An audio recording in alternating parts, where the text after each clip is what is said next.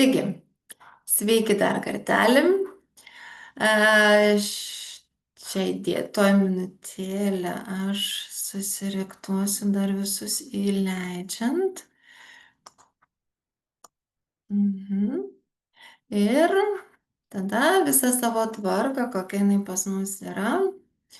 Noriu trumpai dar kartelį su visais pasisveikinti. Džiaugiuosi jūs matydama mūsų webinarų cikluose, kur profesionalai kalbasi su profesionalais. Kaip ir sakom, įsitrauk, sužinok, pasinaudok ir laimėk, didindama savo įgūdžius projektų sėkmei. Ir šią dieną mūsų svečias pranešėja yra Gabrielė Radavičiūtė. Gabrielė, ačiū, kad sutikai pasidalinti savo žiniomis apie projektų portfelio komponentų parinkimą ir prioritetų nustatymą. Pažadėjai, kad išmokinsi mus teisingai pasirinkti. Bet visų pirma, tai Gabrielė labai noriu pasveikinti, nespėjau prirašyti rebrandingo, tai Gabrielė pakeitė pavardę ir labai sveikinu tave ir grįžo po atostogų rebrandingo, tai šiuo metu yra Gabrielė Bitinė. Tai ačiū tau, Gabrielė, kad sutikai su mumis pasidalinti savo žiniomis ir dar prieš mūsų webinarą paminėjai, kad tai yra tavo daktarinio viena iš sudedamųjų dalių, tai bus labai smagu išgirsti ir galbūt po kurio tai laiko detalesnė visa informacija. Ir tada visiems šiek tiek apie mūsų webinarų ciklą. Tai tie, kas esate nariai, labai džiaugiuosi, kad jūs esat mūsų svečiai. Tie, kas dar nėra LPVA nariais, kviečiu pasinaudoti teikiamomis naudomis tiek studentams, tiek fiziniams asmenims, tiek organizacijoms ir daugiau apie tai jūs galite paskaityti LPVA puslapyje. Šios dienos seminaras, kaip ir visi webinarai, kas dalyvauja, aš vėliau pasidalinsiu anketą, turi galimybę gauti dalyvio sertifikatą. Ir tai aktualu tiems, kurie renka IPMA ar PMI balus. Taigi, dalyvio sertifikato kaina yra LPVA nariams 5 eurai, visiems kitiems 10 eurų. Kaip ir minėjau, pasiūsiu anketą, kad užsipildytų, kam tai yra aktualu. Ir šiai dienai tikrai kviečiu visus kameras įsijungti, jeigu jūs tikrai norit, bus lygiai smagiau tiek man, tiek Gabrieliai, matyti ne tik mūsų vienas ir mes tarpusavį bendrautumėme su visais jumis.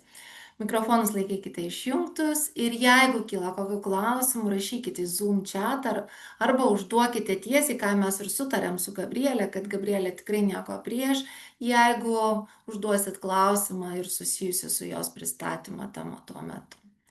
Taigi, Gabrielė, savo baigiau, tada kviečiu tave savo pristatymui. Ačiū labai, Kristinai, tikrai už sveikinimus ir už pristatymą, tai tuoj pradėsim, tuoj pasidalinsiu savo ekranu. Tai tikrai drąsiai kviečiu įsijungti mikrofoną ir klausti, manau, bus kur kas įdomiau, produktyviau, jeigu diskutuosime gyvai. Tikiuosi, pilnai matote mano skaidres, jas esu paleidusi, jeigu kažkaip nematysite, tai irgi duokite žinoti.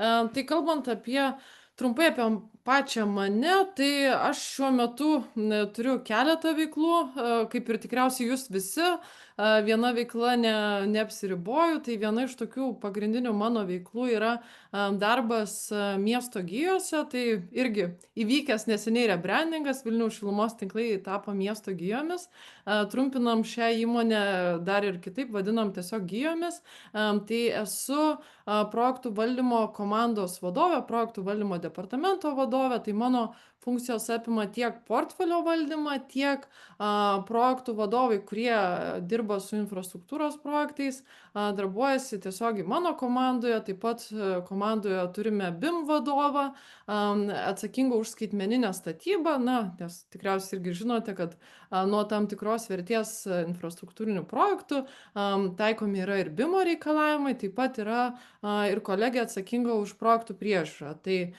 turim tokį pakankamai įvairių pagrinde infrastruktūros projektų portfelį, tačiau kolegos iš kito padalinio įgyvendina ir IT, klientinius projektus, infosaugos, fizinės saugos projektus. Tai kaip portfelio vadovė dar turiu ir tą, sakykime, antrąją rolę prižiūrėti, kad atitiktų mūsų gerasias tvarkas, taip pat atnaujinti projektų valdymo tvarkas. Tai kaip tik ne per seniausiai pasitvirtinom naują projektų valdymo tvarką, taip pat esu atsakinga, prižiūriu, kad visi projektai vieningai dirbtų vienoje projektų valdymo sistemoje. Mes naudojame Microsoft Project ir turime Power BI ataskaitas. Tai irgi papuola po mano padalinio veikla. Taip pat šiuo metu dėstau Vilniaus Gedimino technikos universitete, dėstau iš tiesų labai trumpą modulį, kuris trunka dažniausiai vasario-kovo mėnesiais, tai yra 4 kurso vadybos studentam, būtent projektų valdymo modulis yra. Ir tuo pačiu esu 3 kurso doktorantūros studentė, taip pat Vilniaus Gedimino technikos universitete. Kas liečia mano profesinę karjerą, tai su projektų valdymu susidūriau, gal taip paprastai sakant, net ir mokyklai, po to universitete, ir vienas iš tokių pirmesnių, rimtesnių darbų ir būtent buvo projektų vadovės. Tai skaičiuoju apie 13 metų būtent šioje srityje, tai industrijos tikrai labai skiriasi, prasidėjo nuo tokių veiklų kaip konferencijos ir renginiai, teko garbė prisidėti prie ES pirmininkavimo renginių, būti projektų vadovė šitos srities. Tada kelias mano perėjo į kitą sritį, kuri nebuvo tokia, sakykime, kaip renginiai, orientuota į tikslų terminą. Tai buvo klinikiniai tyrimai. Klinikiniuose tyrimuose priešingai negu su renginiais, tai trukmės yra tikrai labai ilgos, projektai vyksta ir 10 ir 20 metų. Po to kelias nuvedė į energetikos sektorių. Tai dirbau keletoje energetikos įmonių ir su elektros energetika, ir su šiuo metu labiau su šilumos energetika. Taip pat teko dirbti ir įmonių grupėje, kuri užsiėmė ir nekilnojamu turtu, taip pat ir baldų ir kitų, sakykime, tarkime, rūbų gamybą. Tai teko tikrai matyti skirtingų įmonių, bet kaip aš sakau, projektų valdymas iš esmės yra panašus ir tie standartai dažniausiai veikia pakankamai neblogai skirtingose įmonėse. Aišku, labai priklauso, ar tai projektas yra, sakykime, IT srities, ar labiau infrastruktūrinis. Tada, aišku, taikome arba klasikinio projekto valdymo principus, arba agilo, skramo, arba gal nebūt hibridinio. Tai ryšim su tuo, esu sertifikuota projekto portfelio valdymo srityje, PMAUS, tai yra sertifikatas, taip pat turiu PMP, projektų valdymo sertifikatą, rizikų valdymo sertifikatą, taip pat iš PMAUS, ir Construction Professional, arba lietuviškai statybų profesionalo sertifikatą, bei iš Scrum Alliance turiu produktų ownerio sertifikatą ir Scrum Masterio sertifikatą. Tai skirtingose srityse, manau, tos teorinės žinios pakankamai irgi neblogai dera. Tai tiek apie mane. Jeigu norėsite susidraugauti, turėti klausimų, kurių nedrįstate galbūt dabar parašyti arba garsiai išsakyti, tai drąsiai rašykit per LinkedIną, tikrai stengsiuos mielai juos atsakyti. Jeigu jau dabar turit irgi klausimų, tai primenu, drąsiai įsijunkit mikrofoną, tikrai visus išklausysim, labai įdomu pasidalinti įžvalgomis. Ir kaip Kristina puikiai pristatė, Protų Pro yra skirta ne tik, kad Gabrielė ateitų jums papasakotų, bet ir įvyktų diskusija tarp profesionalų. Tai kalbant apie patį portfelį, manau, daugumai yra žinoma. Tiesiog priminsiu bazinius dalykus, kurie yra iš pakankamai jau senos knygos, tai yra 17 metų portfelio valdymo standarto. Kiek man žinoma, dabar yra PMAUS planas jį pradėti atnaujinti šiais arba kitais metais, tai gal po kokių metų, pusantrų, bus išleista ir nauja versija, bet esminiai dalykai, kas liečia portfelio valdymą, nesiskiria. Ir viskas visada, čia jau ir vadybinė galbūt teorija, prasideda nuo organizacijos strategijos, jos vizijos, misijos, strateginių tikslų, ir yra labai svarbu, kad tai dėrėtų tarpusavio su portfeliu, kadangi portfelėje be abejonės priklauso irgi nuo to, kokio tai dydžio yra organizacija, ar maža, vidutinė ar didelė, gali būti ir įvairiausių programų, gali būti pavienių projektų, gali būti projektų, kurie yra programos dalimi, arba organizacija gali turėti net ir subportfelius. Pavyzdžiui, mūsų organizacijai mes net skaidome savo projektus į IT arba skaitmenizavimo projektus ir tuo pačiu infrastruktūros projektus. Tai turim tokius kaip du subportfeliukus, kurie apsijungia į mūsų bendrą portfelį. Taip pat irgi yra dažnai diskusija tarp projektų valdymo profesionalų, ar operatyvinė veikla, ar pokyčio projektai, pavyzdžiui, vadinkime juos minkštaisiais, tarkime, įmonės rebrandingas, kuris galbūt neturi kažkokio didelio atsipirkimo, kas liečia, pinigų srautus, bet yra labai svarbus įmonės reputacijai, darbdavių įvaizdžiui ir visiems kitiem dalykam. Ar tai yra portfelio dalis, ar tai gali būti vadinama projektu, ar tai yra tiesiog, nežinau, kažkoks operatyvinis projektas ar veikla, ar iššūkis, kaip jį be pavadintumėm. Tai yra visokių diskusijų, bet dažniausiai sutarimas yra, kad taip, tai gali įeiti į bendrą įmonės, bendrovės, organizacijos portfelį.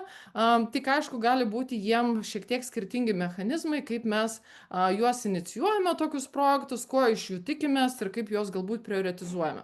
Kas irgi yra labai svarbu visada prisiminti, kai turime strategiją viršuje, portfelį, projektus ir programas viduje, kad dėja mums visiems reikia, stengtis gauti dėmesį, tikėtina tų pačių žmogiškųjų išteklių arba, kitaip tariant, darbuotojų, nes dažnu atveju tie patys specialistai, ar tai inžinieriai, IT specialistai, pirkimų, pavyzdžiui, specialistai, gali dirbti prie kelių arba net 15 arba net keliasdešimties projektų.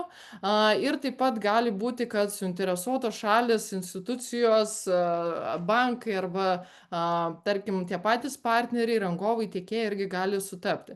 Taip pat irgi reikia nepamiršti, kad įmonės irgi yra apribotos finansinių išteklių ir tikriausiai negali visų tų norų ir visų projektų, apie kuriuos svajojame, tiek mes, tiek akcininkas, tiek galbūt vadovybė, ne visada galime juos įgyvendinti. Ir iš esmės, ką portfelėje turime tą tokią nuolatinę kovą tarp to, ko noriu ir to, ką galiu įgyvendinti, ir dažnu atveju yra pakankamai sudėtinga išsirinkti ir prioritizuoti tos vadinamus komponentus, kaip ir pavadinu šiandien pristatymą. Vadinu tai komponentais ir teorijoje irgi yra nurodyta, kad tai yra portfelio komponentai, kadangi, kaip minėjau, į portfelį gali įeiti tiek projektai, tiek programos, tiek subportfeliai, tiek operatyvinė veikla, tiek minkštieji projektai. Tai šitoje vietoje tikrai yra dažnai iššūkių ir manau, dažnu atveju, ir nežinau kaip jums, bet šiuo metu mūsų organizacijai vyksta kaip tik biudžetavimo procesas, kur mes savo kitų metų projektus planuojamės ir savo veiklas, iniciatyvas, linijinius projektus, palaikomąsias investicijas, kaip jas be pavadintumėm. Ir dažnu atveju ne viską galime mes ir tikėtis, kad galėsime įgyvendinti, nes, nežinau, tarkime, ar finansų arba kitas padalinys sako, stop, turime tam tikrą kiekį pinigų arba tiesiog pajėgumą. Tai manau, kad visi arba bent jau dalis susiduriam su ta problema, kaip išsirinkti tuos prioritetinius projektus, veiklas, komponentus ir įtraukti į mūsų portfelį. Viename ankstesniam darbe turėjau vieną kolegę, kuri turėjo labai gerą pasakymą. Jis sakydavo, nėra tokio dalyko kaip prioritetai, daugiskaita, yra prioritetas. Tai irgi, ką esu pastebėjusi, ką organizacijos dažnai pameta strateginę kryptį ir nori padaryti projektų ir tų, kurie yra labai pelningi ir kurie, pavyzdžiui, yra labai žali, arba tie, kurie labai, tarkime, skatina darbdavio puikiai įvaizdį, labai kuria gerą brandingą ir tuo pačiu nori būti dar visiškai technologiškai pažengę ir dar IT projektus, tokius kaip, sakykime, dirbtinio intelekto daiktų, IoT technologijos projektus daryti ir tada pameta tą kryptį. Tai man atrodo visada irgi reikia grįžti, prisiminti ir turėti tam tikrą tam tikrą tokį kaip ir vartininką, ar vartininkus, kurie pasakytų, kad šitie projektai, yra, sakykime, mums tinkami, o kitie yra nors labai gražus, įdomus, faini, kaip juos be pavadintume, bet jie gal turėtų palaukti geresnių laikų arba būti nukeliami į ateitį. Tai gal šitoje vietoje, gal kas turit kokią savo irgi asmeninę įžvalgą, gal neturit problemų prioritizuodami projektus, gal čia tik tai mano tokia patirtis. Gal Kristina irgi gali pasidalinti. Aš tai iš tikrųjų džiaugiuosi, beklausydama galvoju, ai, tai tikrai visi vienodai, nežinai, kaip norai dideli ir ką mes su tais norais darom. Ir tada, žinai, sakom, nu tai reikia kažkaip prioritizuoti. Vieną dieną taip prioritizuojam, kitą dieną taip, tai ir kuri ta diena, kur mes sakom, kad taip sustokim, tai tiesiog laukiu, nesulaukiu teisinio, bent kolegos kažką dar norėtų paklausti Gabrielės. Drąsiai kelkit rankas, jeigu aš matau. Ir iš karto mikrofonus įsijunkit. Arba Tik Gabrielė tęsiam. taip, tikrai taip gali tikrai pasidalinti, ar turi tokių iššūkių. Jeigu ne, aš šiek tiek pereisiu prie teorijos, bet bandysiu ir papasakoti ir praktinės dalies. Tai kas portfelio valdyme, valdyseno, jeigu jau taip teisingai verčiant, yra svarbiausia. Tai visų pirma, jeigu organizacija yra pakankamai didelė ir turi tą projektų portfelį, projektų arba komponentų portfelį, kaip mes jį bevadintumėm, mums apskritai reikėtų nuspręsti, ką mes su juo darysim. Dažnu atveju, aišku, tai yra biudžetavimo procesas. Į biudžetavimo procesą gali įeiti investicijų, inicijavimo, tvirtinimo ir galiausiai, jeigu tai yra valdyba organizacijų, kaip visą šitą mūsų biudžetą kartu su investicijom arba buitiškai vadinant CAPEX mes pasitvirtinam. Aišku, šalia to visada yra ne tik tas momentas, kad mums reikia kartą į metus pasitvirtinti tas investicijas, tą projektų arba komponentų portfelį, bet ir metų eigoje atsiranda pokyčių, galbūt tam tikri projektai, programos nuvėluoja, galbūt kaip tik kažkas įgyvendinama yra greičiau, kas yra kiekvieno projekto vadovo svajonė, arba galbūt atsiranda kažkokių naujų veiklų, apie kurias mes net nekalbėjome anksčiau. Tarkime, mūsų visiškai irgi šių metų pavyzdys, į savo portfelį įtraukėme net keliolika projektų, apie kuriuos metų pradžioje dar nekalbėjome, nes pamatėme, kad dalį, tarkime, rangos rekonstrukcijų projektų nupirkome net 30-40% pigiau, nes puikiai suveikė rinka, rangovai nebuvo tokie užimti, kaip mes tikėjomės ir rėmėmės duomenimis ankstesnių metų, tai pamatėm, kad mes galime padaryti daugiau rekonstrukcijų. Tai ką mes darėme metų pradžioje, pamatė, kad pakankamai neblogai sekasi taupyti, tai inicijavome net keletą papildomų projektų, kuriuos dar spėjame šiais metais įgyvendinti. Tai šitoje vietoje irgi labai svarbu, kai mes sprendžiame apie portfelio valdyseną, pagalvoti, kaip mes jeigu atsirastų pokyčių metų eigoje, kad neužstabdytumėm tų gerų iniciatyvų ir tarkime, jeigu tikrai sutaupėme pinigų, pasisekė galbūt kažkurioje srityje, kaip mes galėtumėm įtraukti tos naujus komponentus, naujus projektus, naujas programas ir neapsunkinti visų, kad tai nebūtų, tarkim, visiškai ten naujo biudžeto pertvirtinimas. Aišku, labai svarbu įsižvelgti ir kokios yra organizacijų tvarkos. Jeigu yra labai griežti standartai, tai irgi reikia, jais remtis ir kažkaip labai pankiškai galbūt nesielgti. Bet manau irgi labai svarbu yra pagalvoti, kas būtų, jeigu būtų ir kaip mes keistumėm tos projektus mūsų portfelį. Kitas dalykas irgi yra labai svarbu, kaip tai siejasi mūsų ta visa projektų portfelio valdysena su mūsų esamom politikom, tvarkom. Tarkim, irgi labai yra dažnai bent jau ką esu pastebėjusi organizacijose, atsietos, tarkim, rizikų valdymo politika ir projektų valdymo politika arba portfelio valdymo politika. Projektai turi savo rizikas kažkur rašosi ten ar projekto plane, ar projekto rizikų registre, organizacijos rizikos yra kažkur kitame dokumente, tada ateina diena X, ateina, tarkime, jeigu tokia yra atskira funkcija, rizikų vadovas sako, pateikite man dabar rizikas, nes reikia nešti valdybai, vadovybei peržiūrėti jas ir tada projektų vadovai sako, taigi mes turime ir taip savo rizikas, savo registrus. Tai manau irgi labai yra svarbu, kad tai, ką mes turime portfelėje, kad tai sėtųsi, kaip prieš tai rodžiau skaidrėje, su visa organizacija, ne tik resursais, bet ir visom kitom galiojančiom tvarkom, tam, kad mums nereikėtų, pildyti, paprastai tariant, 10 skirtingų Exceliukų, dokumentų ar sistemų. Tai dėl to, manau, irgi vertinant iš portfelio pusės, kadangi portfelis tikrai nėra izoliuotas nuo kitų organizacijos veiklų, labai svarbu, kad tos visos tvarkos tarpusavį dėrėtų. Ir aišku, kad jos nedubliuotų ir nereikėtų ten labai daug kartų visiems visko vesti. Taip pat irgi Labai yra svarbu, jau kalbant iš teorijos, nuspręsti tam tikras žaidimo taisyklės, kaip mes tos portfelio komponentus, projektus, programas ar kitas veiklas įtraukiame, įsivertinam, aišku, tame portfelyje, kaip mes juos kategorizuojame, ar yra pagal tam tikras sritis. Pavyzdžiui, kaip mūsų organizacijoje yra infrastruktūros projektai ir yra skaitmenizavimo projektai, taip pat yra veiklos gerinimo projektai, kaip juos prioritizuojam, nes kaip minėjau prieš tai, dažnu atveju norų yra daugiau negu galimybių ir kaip tai yra patvirtinama arba pertvirtinama metų eigoje. Tai realiai valdysena pagrindė yra apie tai. Sekantis dalykas, kas yra pakankamai svarbu ir tikrai, jeigu yra organizacija didesnė, tarkime, keli šimtai darbuotojų, pakankamai tikriausiai būtų sunku vienam asmeniui priimti sprendimą dėl bendrovės projektų, kurie turėtų būti portfelyje.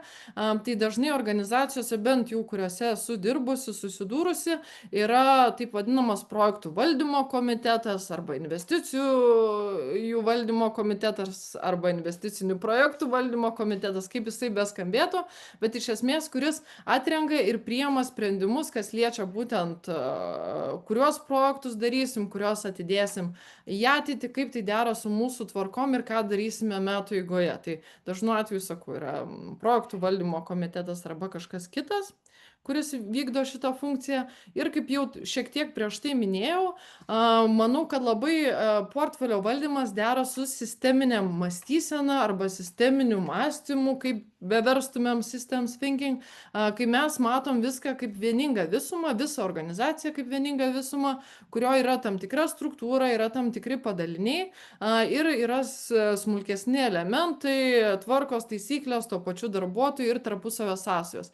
Tai visada irgi, ką norisi akcentuoti ir prisiminti, jeigu mes kažkokį naują projektą sugalvojom ir jį inicijuojam arba traukiam į portfelį, kaip tai siejasi su mūsų visa likusia veikla, ar mes neišbalansuosime neigiamą prasme arba galbūt kaip tik pozityvę prasme visos kitos veiklos ir visos sistemos, kuri yra mūsų organizacija. Galbūt jeigu dabar organizacija buvo, tarkime, puikiai susidirbusi ties esamais projektais, nes jie yra pakankamai aiškus, kartotiniai, pavyzdžiui, kaip mes darome rekonstrukcijas, tai pakankamai yra aišku, ką reikia daryti, kaip suprojektuoti, kaip gauti statybą leidžiantį dokumentą, kaip pastatyti. Bet kai turime unikalių projektų, kurių, pavyzdžiui, niekada nesame darę iki tol, pavyzdžiui, mūsų atveju tai yra vandenilio gamyklos statyba, vandenilio išpilstymo kolonėlės, kur nėra atidirbti procesai, kur reikia daug ir žinių pasimti iš išorės, iš užsienio patirčių, taip pat daug bendrauti ir su suinteresuotom šalim, institucijom, tiekėjais, partneriais.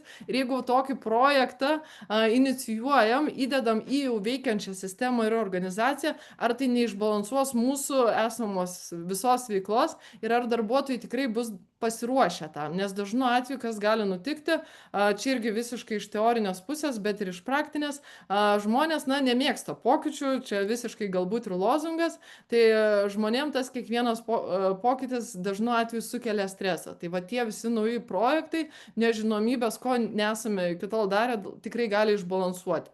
Tai dėl to labai aišku svarbu ir komunikuoti ir matyti, kaip tai paveiks mūsų visą kitą veiklą, galbūt tam tikrus projektus, kuriam laikotarpiu reikia stabdyti, jeigu tai yra, galbūt tas naujas, inovatyvus projektas, mūsų tam tikras prioritetas. Pereinant toliau, manau, kas irgi yra ganėtinai svarbu, dar šita tokia nebloga irgi diagrama, kur irgi matom, kaip yra viskas tarpusavy susiję, tai kaip minėjau, irgi yra atskirų projektų valdymas, atskirų programų valdymas ir jeigu irgi organizacija yra labai didelė, kad net gali turėti ir atskiras programas, atskirus portfelius, svarbu irgi, kad valdysena ir principai, kaip mes tvirtinamės tos projektus, programas, darome pokyčius, kad jie tarpusavį sietųsi, nes irgi yra tekę gyvenime susidurti, kad turėjom labai didelę portfelio projektų valdymo tvarką, tačiau neturėjome principų, kaip valdome programas. Tai mes ko nenorėjom padaryti, kad nenorėjome apriboti šitos programos, įstumti į labai didelius rėmus, tai susitarėm, kad programa gali turėti savo atskirą valdysenos mechanizmą, kuris galbūt ir nusižengia mūsų visam portfelio valdymui vien tam, kad programa vyktų greičiau greičiau ir galėtumėm sėkmingiau pasiekti jos rezultatus. Tai net apsirašėme atskirą mechanizmą ir tam tikras išimtis, kaip, tarkime, priimami sprendimai toje programoje. Kaip pavyzdys, buvo nuspręsta, kad programos valdymo komitetas gali priimti, tarkime, programos projektų pokyčius ir nereikia atskirai eiti į projektų valdymo komitetą, kadangi tai yra šiek tiek skirtingi asmenys. Bet, sakau, nebūtinai visose organizacijose tai tinka, reikia žiūrėti individualiai. Ir projektų valdymo irgi tiek su institutu, kiek teko bendrauti, labai akcentuojamas irgi tas dalykas, kad kiekvienai organizacijai irgi tuos geriausius principus, kaip sakau, geriausias tvarkas, metodologijas, standartus, kurie yra tam tikras meniu, kaip aš sakau, iš pasirinktinų visų patiekalų, tai pasirinktumėm tuos patiekalus, kurie mums iš tiesų tinka, kitaip tariant, įvyktų tas tailoringo arba tas mechanizmas, kai mes adaptuojame tai, ko mums reikia. Tikrai nepasimti visko iš standartų, iš visų tvarkų, nes tiesiog bus per daug ir neturėsim laiko, kada dirbti, arba tos tvarkos bus teorinės, o gyvenimas nueis savo. Tai geriau galbūt šiek tiek kai kuriais atvejais turėti mažiau, bet užtikrinti, kad tai, kas parašyta mūsų procesuose, tvarkose, būtų iš tiesų įgyveninama. O po to jau eigoje, turint tą didesnį apetitą, tų patiekalų iš meniu pasimti daugiau. Tai šitoje vietoje irgi, kaip sakau, patariu nepersistengti su tvarkom ir žiūrėti, kad tikrai būtų viskas integruota ir žiūrima iš tos sisteminės perspektyvos. Grįžtant prie konkrečiai portfelio komponentų ar tų pačių projektų atsirinkimo, svarbu irgi, ką nepamiršti padaryti ir galbūt irgi atrodo tam tikras galvos skausmas. Ir jau prieš tai minėjau, kad jeigu yra metinis biudžetavimo procesas ir mes jau atsirinkome tam tikrus projektus, kad negalvoti, kad viskas mūsų darbas baigtas ir dabar jau visus metus ramiai galėsime laukti kito biudžetavimo proceso ir tik tada iš naujo galvoti apie tos projektus. Tai ne, sakyčiau, visgi reikėtų turėti tokį nuolatinį pulsą, gal ne kiekvieną mėnesį, gal kas ketvirtį, jeigu nėra tiek daug projektų arba tiek daug pokyčių tose projektuose ir tokios didelės dinamikos, bet siūlyčiau visada įvertinti, ar tai, ką mes darome ir tai, ką biudžetavome, ką išsirinkome praeitais metais, praeitų metų pabaigoje, vis dar yra aktualu. Tikrai nėra, aišku, faina ir malonu tam tikrus projektus stabdyti, atšaukti, bet žiūrint iš organizacijos strateginės pusės ir perspektyvos, manau, geriau pasakyti kai kam ne, nes jeigu matom, kad kryptis visiškai nebe ta, negu kad užsidėti pliusiuką, nes tas projektas įgyvenintas laiku, tinkamuose biudžeto ribose, tinkama apimtim, bet visiškai ne į temą. Tai manau, šitoje vietoje tikrai reikia periodiškai vertinti, ar tikrai tie projektai vis dar atliepia mūsų veiklą, mūsų prioritetą, kur nori organizacija nueiti. Čia ne per seniausiai irgi turėjom tokią situaciją, gal projekto konkrečiai neįvardinsiu dėl konfidencialumo visų dalykų, bet irgi nutiko taip, kad vienoje teritorijoje mes supratom, kad neturim pakankamai galios įgyveninti keletos skirtingų projektų, kuriuos jau buvom pasitvirtinę, tai visgi nusprendėm vieną projektą pusiau paaukoti, padaryti tik tai pusę to projekto, sumažinti jo apimtį, tam, kad kitą projektą, kurio atsipirkimas ir realiai, sakykime, net ir vertinimas iš bendros portfelio perspektyvos yra aukštesnis, kad geriau, nutiesti kelią tam projektui, negu kad toliau tęsti tą apimtimi, kuria buvo patvirtintas tas ankstesnis projektas. Tai apimtį sumažinom per pusę, tačiau atlaisvinom galimybės įgyveninti tą kitą projektą. Tai šitoje vietoje irgi svarbu visada pasižiūrėti, kur mes esam ir ar einam ten tikrai, kur reikia nueiti. Šitoje vietoje daug pasisakiau, gal turit irgi kokį klausimėlį ar pasidalinimą kas nors. Aš, Gabrielė, iš karto noriu klaustelti, ar iš tikrai užtenka paminėti atsiperkamumą. Ar tikrai tas yra esminis IRR vertinimas, kažką padedant į stalčių ir išsitraukiant kitą projektą? Ar būnant, tarkim, mes tikrai ne visi dirbam su tais atsiperkamais projektais, ne? Pirmas klausimas, gal kas nustato tuos kriterijus, kada mes pasakom, kad remiantis šitais kriterijais ir kas pasako, kuris kriterijus yra esminis ir ar tas esminis gali būti nepiniginis? Tikrai taip ir manau, čia grįžtant į pačią pradžią, kai kalbėjom apie portfelio valdyseną, tai jeigu vat yra tas pats, sakykime, projektų valdymo komitetas, portfelio valdymo funkcija, kaip be pavadintume, arba vadovų taryba, jeigu, tarkim, vadovai sprendžia tuos klausimus, tai jie ir turėtų išsirinkti tuos kriterijus, tarkime, jeigu mums yra svarbu ne tik atsipirkimo kaip vienintelis būdas reitinguoti, prioritizuoti projektus, bet tarkime ir tvarumas, žalumas, socialinė atsakomybė. Tai tikrai tuos kriterijus reikėtų įsivardinti dar, vat, kaip dėliojant visą tą portfelio struktūrą ir valdyseną. Ir tada remiantis jais ir tada vertinti tos projektus, bet faktas visada bus labai daug subjektivumo ir toliau pristatysiu irgi, ką ir savo disertacijų nagrinėjau, kad dažnu atveju, jeigu tai yra visiškai, sakykime, tvarūs projektai arba visiškai inovatyvūs projektai arba tie patys su reputacija, su brendu, įmonės įvaizdžiu susiję projektai, jie gali būti iš tiesų net neatsiperkantis ir net gali nebūti tų finansinių kriterijų, kuriais remiantis mes juos iškeltumėm į portfelio viršų ir sakytumėm, taip dedikuojam resursus. Tokiu atveju tikrai labai suveikia subjektivumas ir net gal sakyčiau žvaigždės efektas, jeigu tam tikro padalinio, sakykime, vadovas arba funkcija turi didesnį dėmesį ar galimybę prieiti sprendimų priėmėjų, tai jie gali net paprastai tariant ir pramušti kelią tokiam projektui, nepaisant to, kad jo, sakykime, skaitiniai, kiekybiniai įverčiai nėra tokie geri. Tai šitoj vietoj, manau, niekada nėra vien to, sakykime, paprasto skaitinio įvertinimo, finansinio įvertinimo, bet dažnu atveju yra ir kitos nerašytos taisyklės arba rašytos taisyklės, kurios yra apibrėžtos portfelio valdysenų. Tai gali būti įvairiai, bet įvairiausių praktikų būna ir čia jau ir nuo organizacijos kultūros priklauso. Gerai, einu toliau.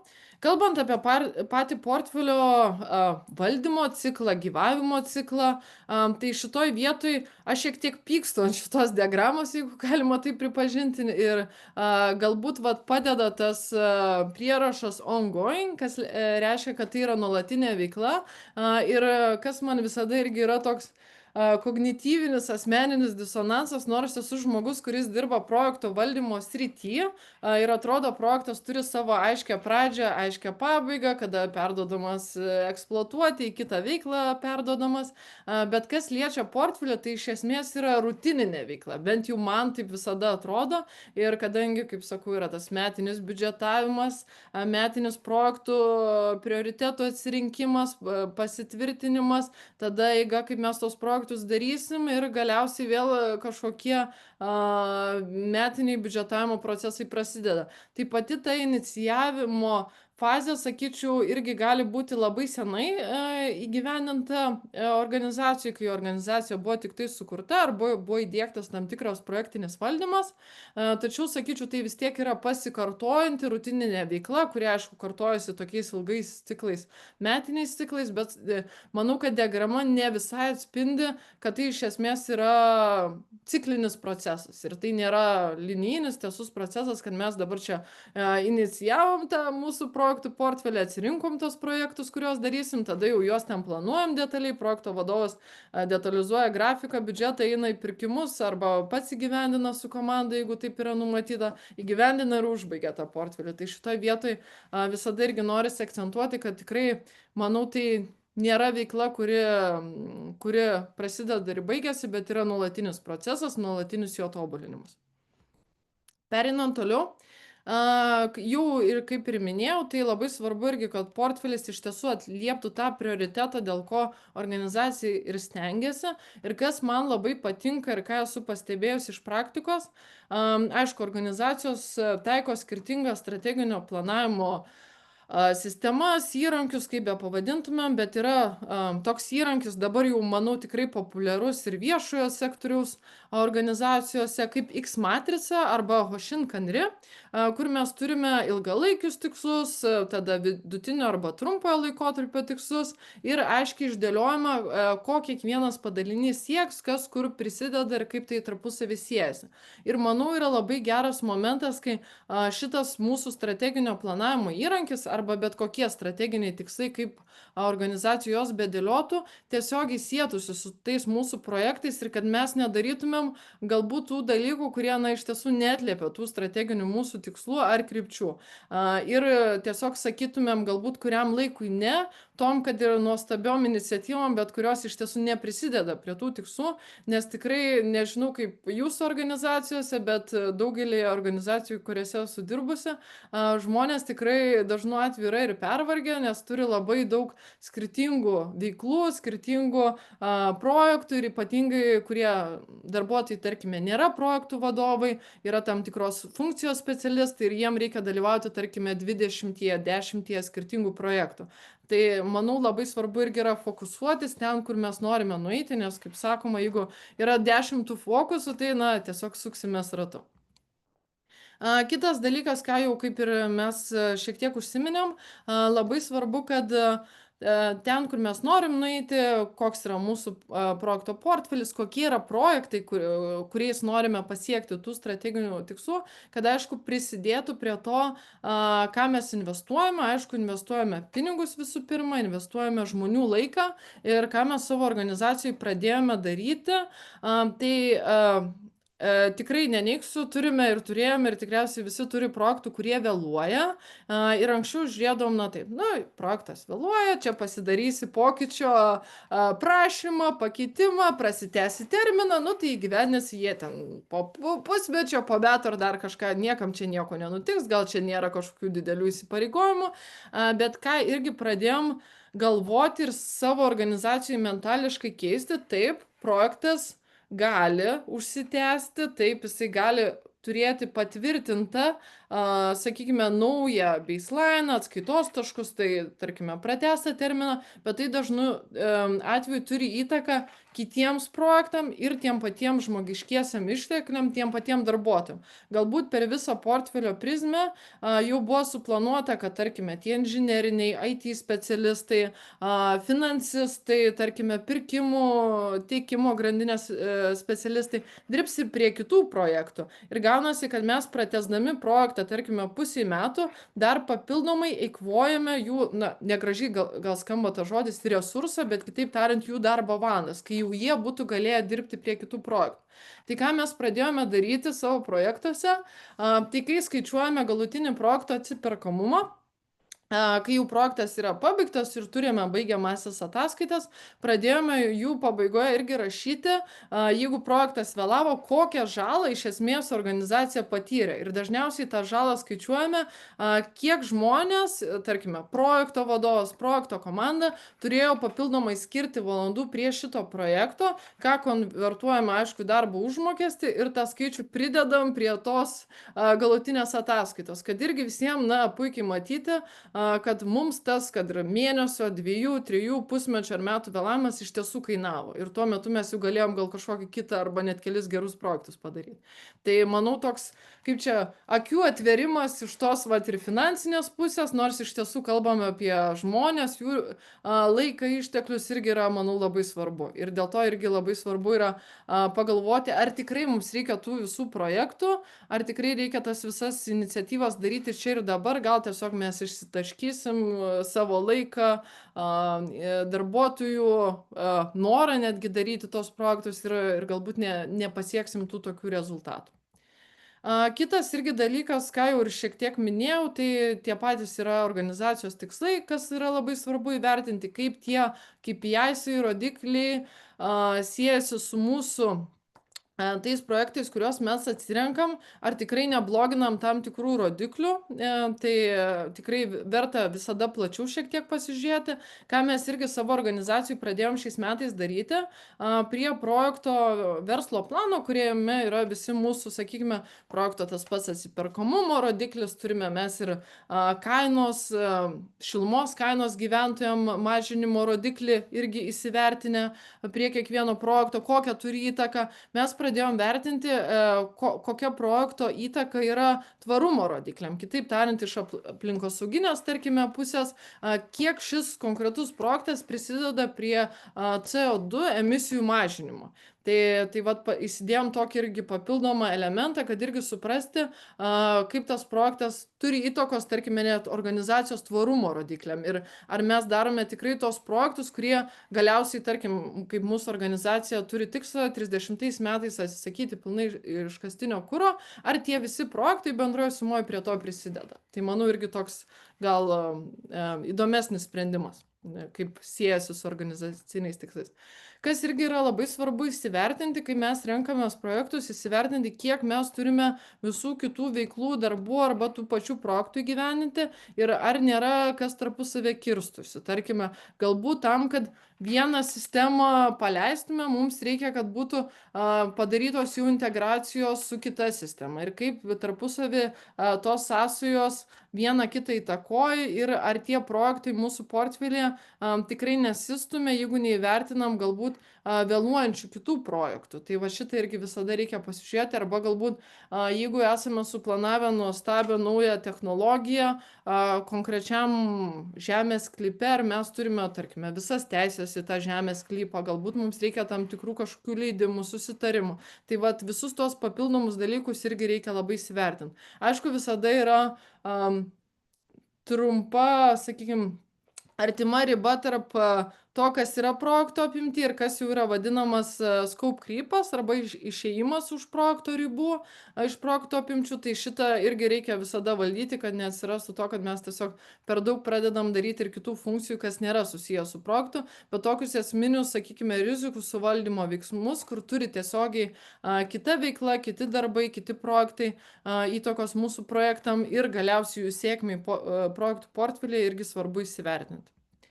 Taip pat, manau, svarbu irgi, ką jau minėjau prieš tai, įsivertinti irgi, kai renkamės tos projektus, esamas tvarkas susijusias su projektų valdymu, tvirtinimo, visus kitus dokumentacijos aspektus. Taip pat irgi jau minėjau, tarkime, jeigu organizacija yra patvirtinta rizikų valdymo tvarka, politika, irgi yra svarbu įsivertinti, kaip tie mūsų projektai irgi siejasi ir ar tas portfelis tikrai tarpusavį dera, ar atsirenkam tikrai projektus, kurie mažina galbūt riziką, arba galbūt kaip tik turime didesnę rizikos toleranciją, renkamės kaip tik rizikingesnius projektus. Taip pat irgi, jeigu organizacijų yra, tarkime, kibernetinio saugumo tvarka, dabar irgi yra daug įvairių reglamentų susijusių su šita sritim, ar tie visi projektai mūsų irgi dera su tuo ir tiesiog nepamesti to bendro konteksto ir prisiminti tą sisteminį mąstymą, ką minėjau prieš tai. Kitas dalykas, organizacijos irgi, kad ir kaip būtų smagu, jos neveikia tam tikroje izoliuotoje aplinkoje, organizacijos turi ir konkurentus, turi ir kitas institucijas, organizacijas, turi partnerius, su kuriais dirba, yra daug dalykų, kurie priklauso ir visiškai, tarkim, ne nuo mūsų, nuo tarptautinės tiekimo grandinės, nuo geopolitinių aspektų. Tai irgi, kai mes renkamės projektus portfelyje, tai irgi tenka įsivertinti, nes, galime tikėtis labai sėkmingų rezultatų, bet, tarkime, jeigu politinė aplinka arba tiesiog, kaip visi puikiai patyrėme, COVID'as keitėsi ir tiekimo grandinės iš esmės visos buvo sutrikusios, ar mes tikrai vis dar galime daryti tos projektus. Čia irgi gal neįvardinsiu konkrečios įmonės, bet irgi turėjome situaciją, kai kai buvo dar vis COVID'o, sakykime, tam tikros liekanos, jeigu taip galima sakyti, visos krizės, prasidėjo karas Ukrainoje ir mūsų organizacijų irgi, kuri stabiliai stovėjo ant tam tikros veiklos, jiems sutriko visiškai medžiagų tiekimas, reikėjo perorientuoti, o tuo metu mes buvome suplanavę 100 milijoninius projektus. Tai buvo nuspręsta tiesiog pusę metų atidėti tos projektus ir padėti, atvirai sakant, į stalčių, tuo pačiu apriboti ir investicijas netgi į linijinę veiklą, į gamybos optimizavimą, tam, kad susitvarkyti savo ūkį. Tai kitaip tariant, tikriausiai irgi esate patyrę, kas dirbate portfelio projektų valdymo srityse, kad mes geriausiai gyvenam tuo metu, kai situacija tiek, sakykime, finansinė, ekonominė, valstybės ar politinė ar kokia kita yra gera, bet kai jau yra, sakykime, finansinė arba politinė ar kokia kita situacija situacija netokia gera, tai projektai dažnu atveju yra stabdomi ir tai labai reikia irgi įsivertinti, planuojantis projektų portfelį ir planuojantis, kokius projektus mes darysime. Mačiau, kažkas berods kažką parašė, ar man pasirodė? Gabrielė, čia aš Gal. parašiau, įdėjau apklausos anketą ir įdėjau anketą sertifikatui gauti. Ir noriu pasakyti, kad mums liko 15 minučių, Gabrielė. Tai negaliu sakyti, kad, žinai, greičiau ar kažką, Taip, bet stebim laiką. gerai, gerai. Iš tiesų liko nedaug skaidrių prie esminių Mhm. dalykų, kaip ir jau perėjau, dar keletą tokių tips and tricks parodysiu. Tai kaip minėjau, irgi labai svarbu, kai mes prioritizuojam savo projektus, įvertinti rizikas ir galimybės ir grėsmės, aišku, kaip šitie projektai dera bendrame kontekste, ar mes kaip organizacija esame pasiruošę imti inovacijas, naujus projektus ir rizikuoti, kur galbūt produktas vis dar nėra aktualus rinkoje, bet tiesiog norime žiūrėti į priekį, į ateitį. Taip pat, aišku, labai svarbu yra finansavimo dalykai, ar tai yra mūsų ižde yra numatytos lėšos šitiem projektam, galbūt mes galėsime gauti kažkokį išorinį finansavimą ir kaip tai tarpusavį dera, jeigu, tarkime, finansavimo išorinio terminai, kaip pavyzdys, yra iki 30 metų, ar mes tikrai spėsime tos projektus įgyveninti ir galbūt nebūti per dideliem optimistam, bet jau objektyviai įsivertinti prieš aplikuojant tą finansavimą, kad po to nereikėtų kažkaip gailėtis arba nutraukti tų finansavimo sutarčių, nes irgi finansiniai srautai, manau, irgi visiems yra labai svarbus. Ir kaip jau daug kartų buvo minėta, resursų apribojimai, žmogiškų išteklių arba fizinių, funkcinių resursų apribojimai irgi yra labai svarbus. Ir ką esu organizacijose mačiusi ir jeigu organizacija yra pakankamai aukštos brandos projektų valdyme, bet labai yra sunku įsidiegti resursų arba lietuviškai gražiau kalbant žmogiškųjų išteklių valdymą, kur komandos nariai atsižymi, kiek jie laiko skiria prie tam tikrų užduočių, kiek jie iš esmės kokias užduotis kada padarė. Tai labai sunku šitą, bent jau iš mano pusės, kiek mačiau, pasiekti.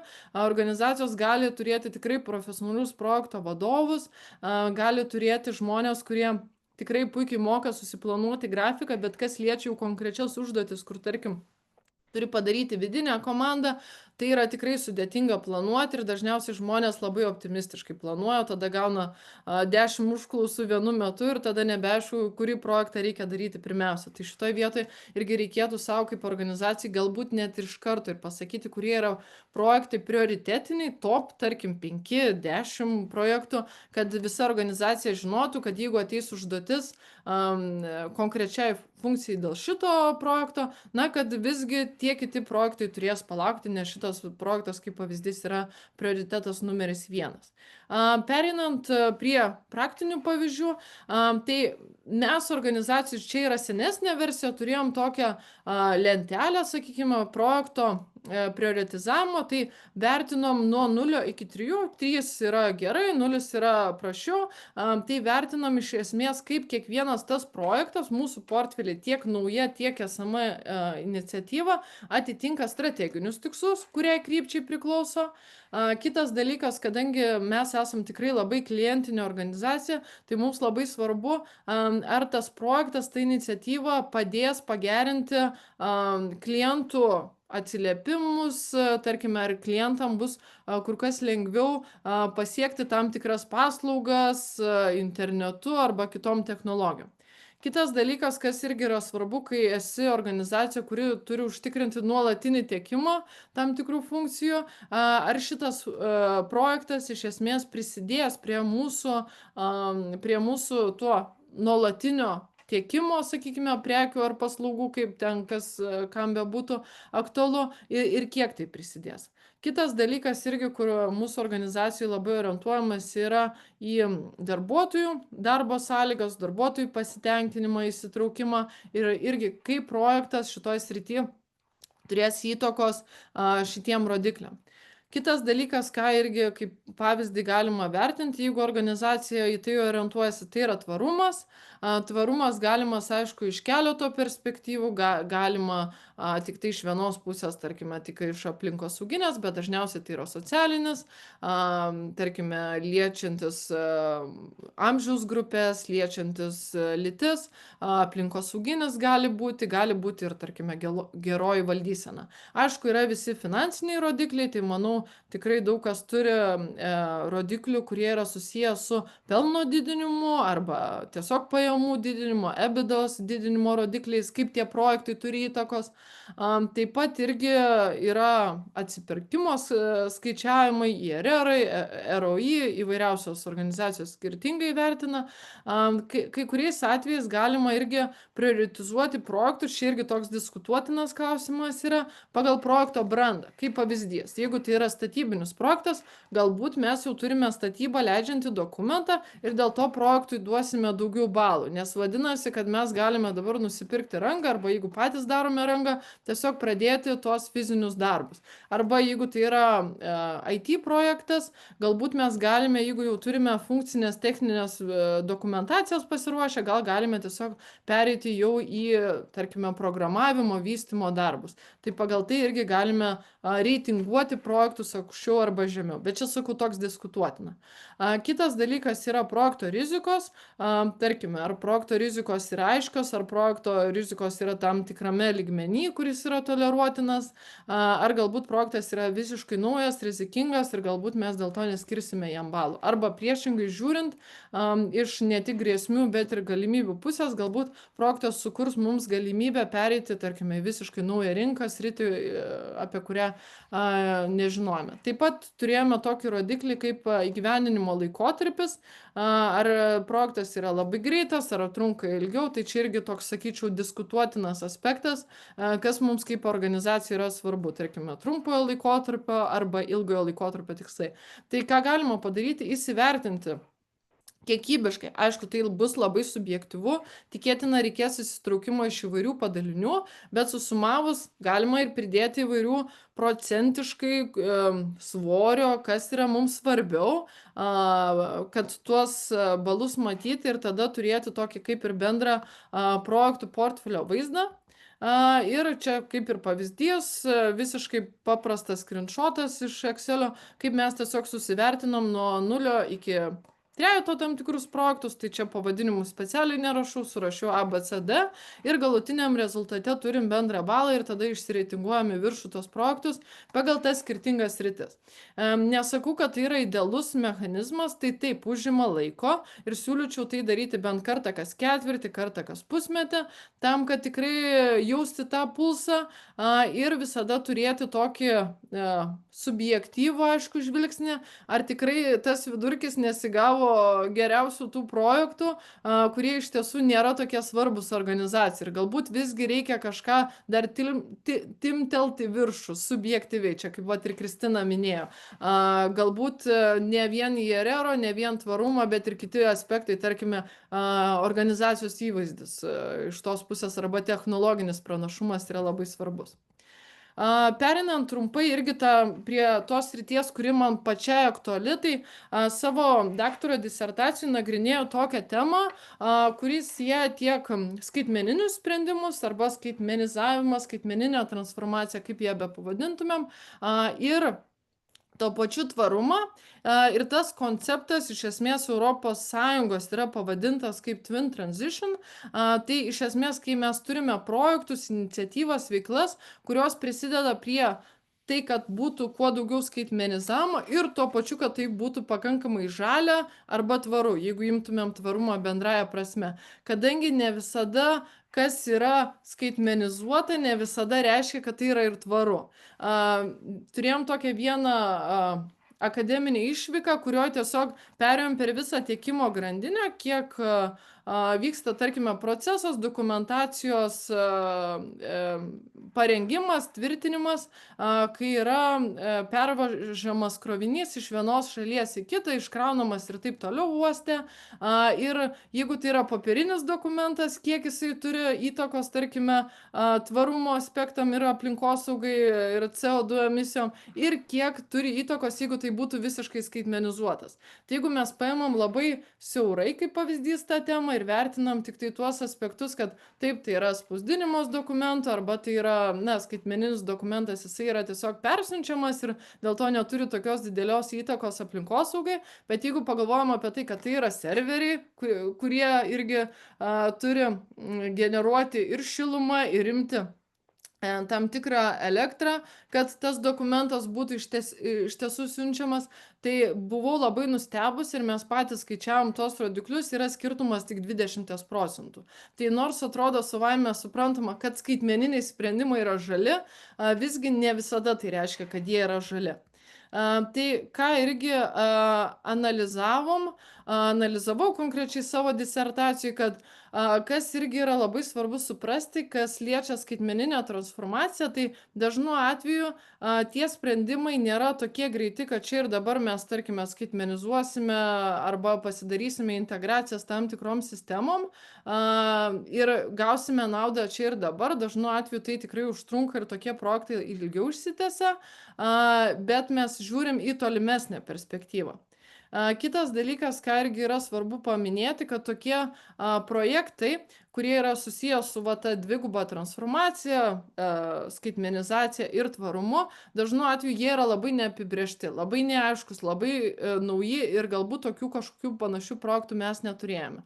Tada irgi mes turime problemą, kaip juos prioritizuoti, nes jie gali būti, kad nebūtinai atneš mums tą ekonominę naudą ir jeigu savo organizacijų mes vertinam tik iš ekonominės, iš finansinės perspektyvos projektus, kurios kelti į projektų portfelio viršų ir kurios organizuoti, tai mes nelabai turime ko pagrysti ir gaunasi toks subjektyvus vertinimas, kurį, aišku, kaip rodžiau lentelę prieš tai, galime šiek tiek susipaprastinti, jeigu galima išsivesti tam tikrus kriterijus, tarkim, tvarumo, kiek tai padės mūsų klientam arba kitom sritim.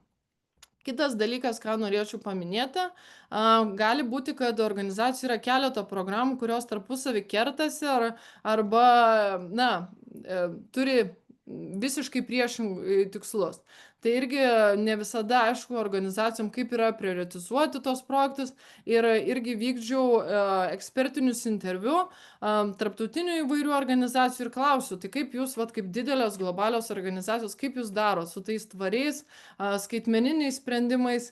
Tai dažnu atveju buvo atsakymas ekspertų, kad tai yra visiškai subjektyvus sprendimas, tarkime, vadovybė nusprendžia, kad tas inovatyvus, visiškai naujas arba tvarus projektas, jisai turi atsidurti projektų portfelį ir turi būti vykdomas, nors neturi kažkokių, tarkime, finansinių atsiperkamumo matavimų. Tai iš savo pusės kol kas dar nesu radusi to atsakymų, kaip mes tokius projektus galėtumėm prioritizuoti, apart to, kad, na, įsivesti daug skirtingų rodiklių ir įvesti tam tikrą subjektyvumą, kad pasakyti dalį projektų, taip mes juos darom, nes, na, tai tarkime atliepia mūsų tvarumo arba skaitmenizavimo tikslus. Tai šitoj vietoj matau liko tik minutę, tai norėčiau pabaigti, kadangi ilgiau užsikalbėjau kaip visada. Tai ačiū labai visiems, jeigu turit kokį klausimą, tai drąsiai klauskit, rašykit, arba jeigu nenorit dabar rašyti, tai galite parašyti man per LinkedIną, Gabrielė Bitinė dabar jau ir tikrai pasitengsiu jums atsakyti. Ačiū, Gabrielė. Buvo taip įdomu, kad man ta valanda prabėgo, nežinau, kaip 5 minutės, nors informacijos gavau tikrai labai nemažai. Beatričė tau tai padėkoja. Jau tai aš galvoju, kad jeigu kas turite klausimų, tai manau, kad galim tikrai, jeigu Gabrielė sutiksi, ten šiek tiek 5-10 minučių pratesti mūsų susitikimą, jeigu klausytojai turi dar noro ir laiko. Kitų tikrai, jeigu turite bėgti, nebelaikom, tai ačiū labai tau. Tikrai drąsiai klauskite, jeigu kas turit klausimų. Įsijunkit mikrofonus. Sveiki, aš gal tokį klausimą norėčiau. Jeigu yra, suprantu, tam tikri vat, kriterijai, kurie išmatuojami yra, bet kaip įsivertinti tuos kriterijus, kur ne visada gali pamatuoti? Ar balais tuomet kažkaip vat, susidėti?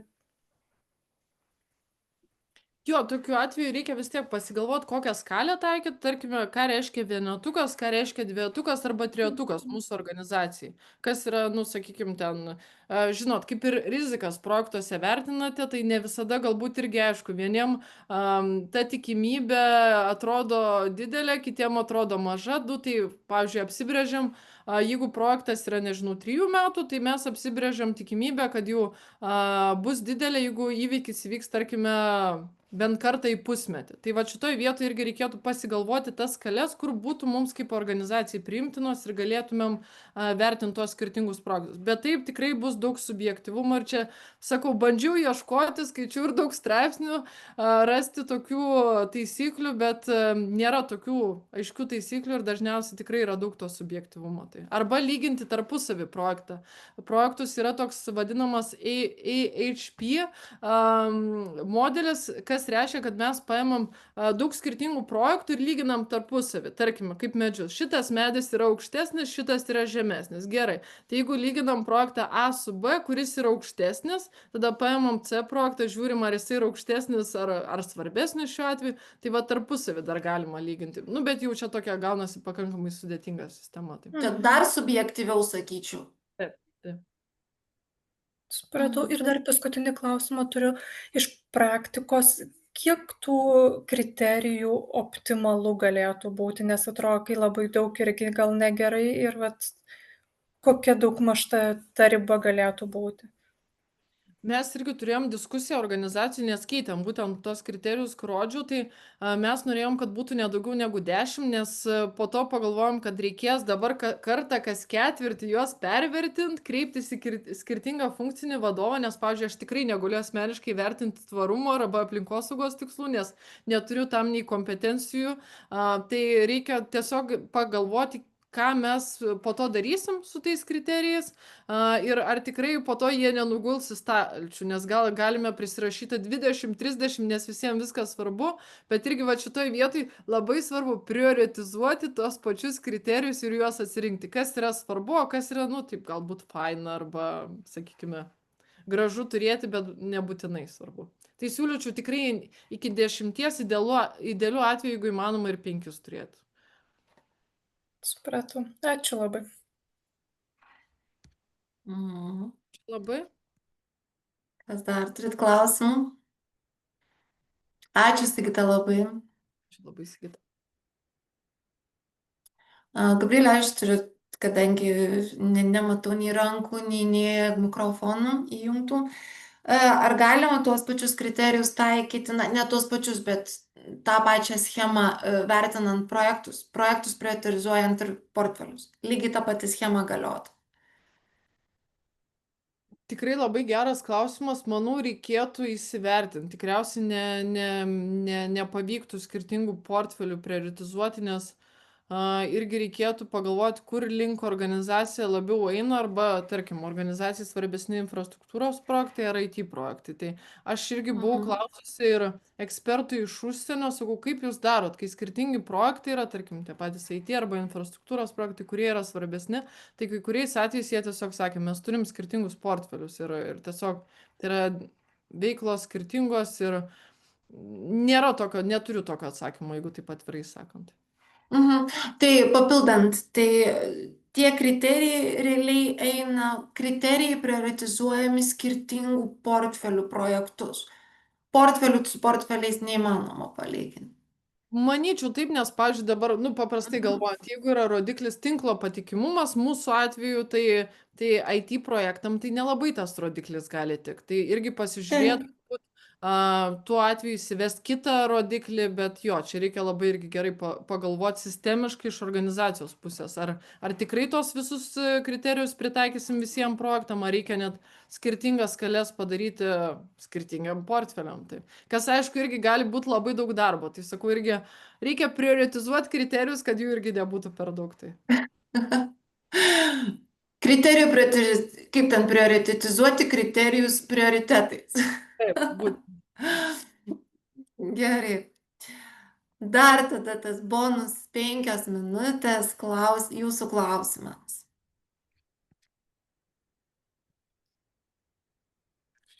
Aš gal ne klausimą, bet pareflektuoti norėčiau, kad patiko jūsų pasakymas, kad vis dėlto prioritetas, ne prioritetai turėtų būti, ko dažnai dėja vis dėlto turim prioritetus ir gal kur irgi tokių sunkumų turim, gal ne konkrečiai kaip portfelėje, bet programos jau daugiau tokiame valdyme, kad visada norisi viskas, kad eitų kartu, nors kai ateina tam tikras projektas, vis dėlto ateinam su klausimu, ką tada aukojam ir ką išimam, ar ne, iš tų jau tokių judančių projektų. Tai labai pažįstamos situacijos, gal kurias aptarėt šiandieną, to atsakymo gal taip tiesiogiai neišsigryninau, tai ką daryti ir kaip vis dėlto prioritizuoti, kai iš tikrųjų tas verslas nori, kad viskas judėtų ir tikrai pažįstamos problemos. Ačiū labai, Beatričė, pasidalinot. Tikrai sakau, tokio vieno atsakymo ir stebuklingos piliulės dėja nėra, tai vat reikia įsivertinti tos kriterijus, susitart žaidimo taisyklės, ne.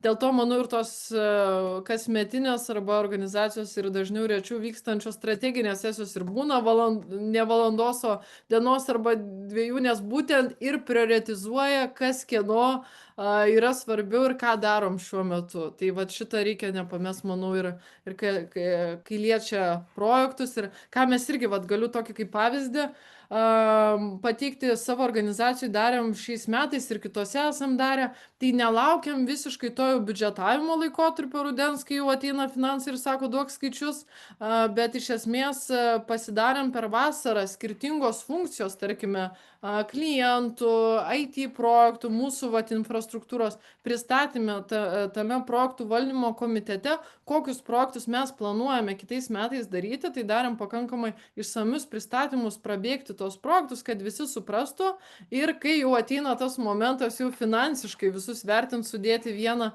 investicijų planą, kad visi būtų girdėję ir supratę, apie ką tie projektai ir kodėl jų reikia. O ne tai, kad čia, greituoju būdu dabar bandyti suprasti, kas čia yra svarbiausias. Tai siūlyčiau irgi pasimti laiko ir pradėti galvoti apie kitų metų projektus ir prioritetus, galbūt netgi vasarą skiriant tam tikrai dėmesio, įsigilinimo ir gal kils kokių idėjų, gal kažkokių projektų tikrai šiuo metu nereikia arba tiesiog nepajėgiam daryti. Labai puikiai viso pristatymo tokia apibendrinanti žinutė. Ačiū, Beatričė, už pasidalinimą, refleksijas. Gal dar kažkas turit pareflektuot, minutę laiko.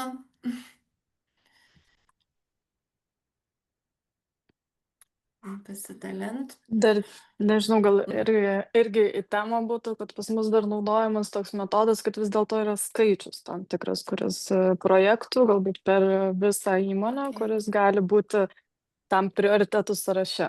Tai irgi tokiu atveju to tokia peržiūra, aišku, tas skaičius yra nemažas, bet tiesiog jau tada išima, ką nors ir išbraukia ir negali nieko įtraukti naujo. Irgi vienas iš metodų, kuris taikomas.